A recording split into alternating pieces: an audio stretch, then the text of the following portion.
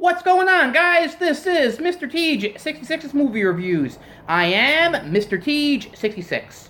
Well, with the new Godzilla film coming out on Friday or Thursday night, if you're that pumped for it, which I am, but I can't go see that, I decided to take a look at some of the older Godzilla films, starting with 1954's Godzilla, or Gojira, as it's known in Japan.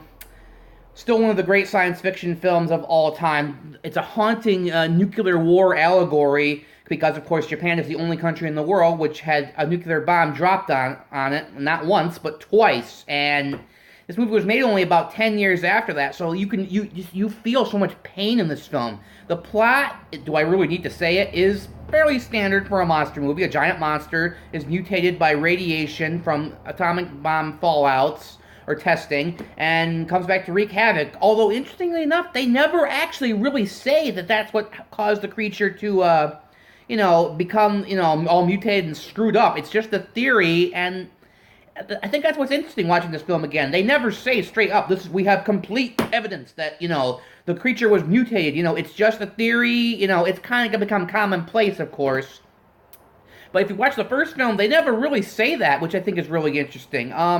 The casting in this movie is great. My favorite character is probably Dr. Serizawa. I can't remember the actors' names off the top of my head. I'm really sorry. I don't know. But Dr. Serizawa develops a oxygen destroyer, which can take all the oxygen out of the water and kill anything that's swimming in the water. It's typical 1950s technology or pseudoscience technology, but it's all right. It is what it is. Now the visual effects, of course, yes, they are hilarious by today's standards. There's a scene of a fire truck that gets flipped over, and it's very clearly a little model with tiny little wooden or action figure type guys that don't move.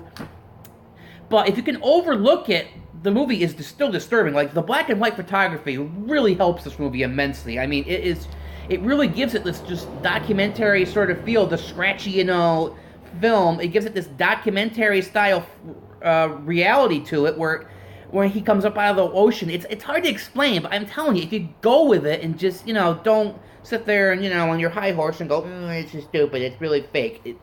It's really fantastic imagery. I mean, Godzilla himself is just, this is probably one of the scarier looking Godzilla designs. There's nothing cute and cuddly about him. He is a monster. And when he breathes his radioactive breath, it is just, and Tokyo just goes up in flames. He really is a walking nuclear bomb. And I'm telling you, the imagery in the movie is just fantastic. The acting is excellent all around. I mean, Godzilla films have a reputation for the characters being, just, generic things in the background, or things in the background that just, spout, techno babble or whatever. But the characters in this movie are great. There's a older scientist who, I forget his name off the top of my head. I'm really sorry, but he has a great face. Just, just deep, intense eyes. And of course, there's a love triangle with a girl, his daughter, who is engaged to Dr. Serizawa, the scientist I mentioned, but she's in love with this seaman named Ogata, and their love story kind of does feed into the actual storyline versus a lot of the other Godzilla films, which just have stuff thrown in there. Just okay, we need stuff. Which is this new film is getting some bad reviews, or people are saying the characters are dumb, the characters are stupid. Now, I haven't seen the film yet, but it's like, well, it's a typical Godzilla film. I mean, there have been Godzilla films which, have had interesting characters, like this one, but, I would love this movie. I think you really should give it a chance. Some people my age, and younger are like, oh, it's in black and white, I hate that, it's dumb. Really, give it a chance.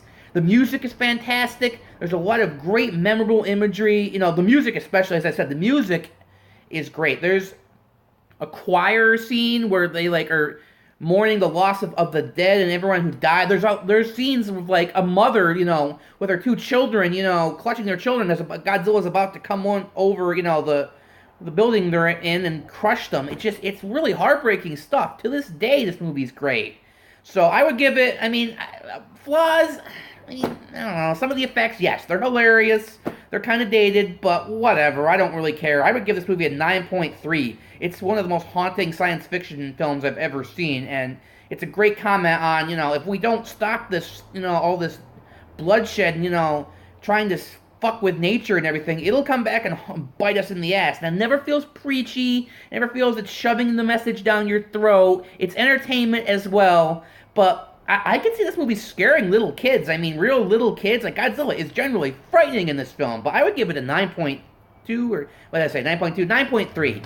The movie's fantastic. Give it a chance. Don't let it fool you because it's black and white. But anyway, this is Mr. TH66, and I will probably be doing some more Godzilla films as the week progresses. And I'll definitely be doing the 2014 one, leading up to this new film, and I will be reviewing that as well. But anyway, that's Mr. TH66, and I will see you next time.